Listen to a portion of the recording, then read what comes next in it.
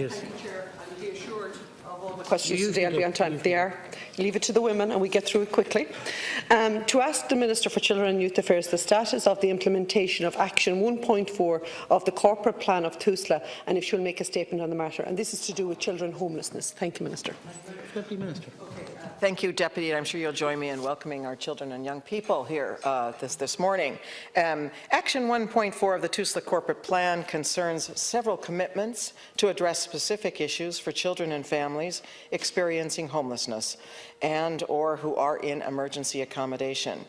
The particular initiatives include cooperation in multi-agency responses, the linkage of Tusla and child and family support networks with family hubs, and thirdly, the provision of facilities in family resource centres. So Tusla works in partnership with the Dublin Regional Homeless Executive and is a key partner on several interagency groups. Bilateral meetings between the DRHE and Tusla take place monthly. Tusla supports a one-stop shop assessment centres being led by the DRHE. Tusla staff participate as required on issues involving child protection and welfare, educational welfare, and domestic sexual and gender-based violence services, and a key role in coordinating this multi-agency response is played by the Tusla Homelessness Liaison Officer. While homelessness is not a reason for a referral to child protection services, there may be child protection or welfare concerns for some children. Work is underway to ensure effective identification, referral, tracking, and service response processes for children and families experiencing homelessness. Tusla also undertakes visits to family hubs and emergency accommodation providers to ensure that they are aware of their requirements under Children First and to clarify referral queries. Tusla has progressed plans for the linkage of child and family support networks with family hubs and other homeless accommodation, and this work will continue in 2019.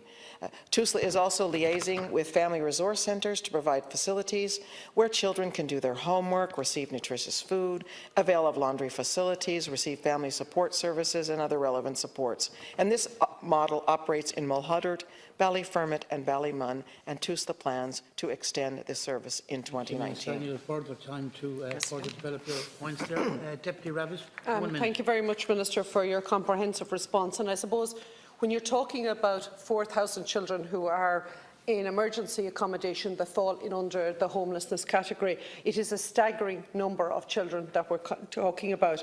And yes, we talk about the multi-agency approach.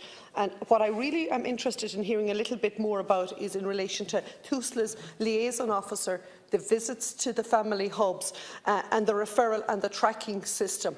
And how then also do you drill down with Minister Murphy and your cooperation between your department and Minister Murphy's department in getting right in behind the county councils and how we're supporting the county councils and the social work team within the county councils, because I'm sure no different to my own council on a Friday afternoon, some really hard cases come before the staff there where they have to try and make decisions or put a pathway in place. So it's that linkage with Minister Murphy's office, the liaison person within Tusla, and how many visits they'll be taking place in hubs. Thank you. Thank you, Deputy. And I do acknowledge, as you say, the number of children who are in emergency accommodation, and I carry an awareness of that with me each day. And I have visited a number of those hubs, not only in my own constituency, but in other places as well. So it's important, your question. That spurs me and provides motivation to have ongoing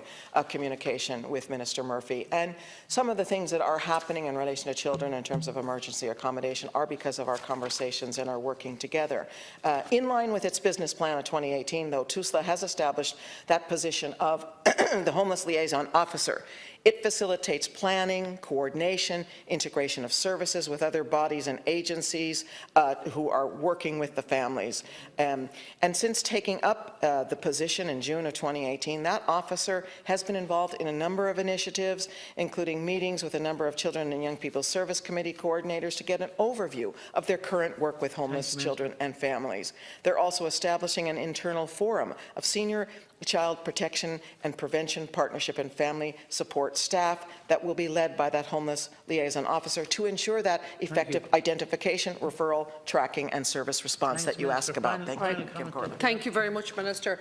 Recently, Dr. Jeffrey Shanahan, the Special Rapporteur on Children, has called for stronger action on child homelessness, and he outlined the rights of the child being affected by the problem of homelessness. He talked about children's education is compromised, their ability to play is reduced, and their physical and emotional well-being is damaged. I'm sure you would agree in all of that, Minister.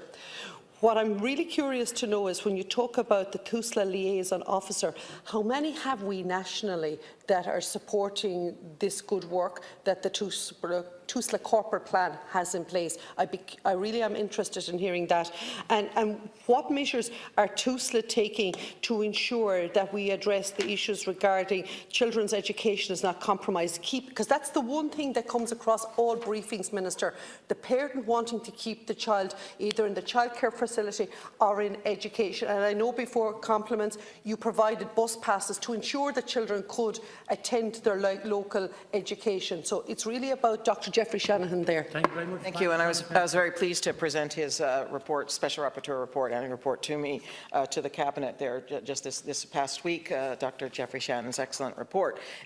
You know, again, you ask about the homeless liaison officer. There is one who is undertaking individual visits to family hubs, emergency accommodation providers, to ensure also that they're aware of the requirements of Children First, and that person's position is that kind of networking, oversight, mapping, and in feeding into the other work that's going on in relation to supporting children who are in emergency accommodation.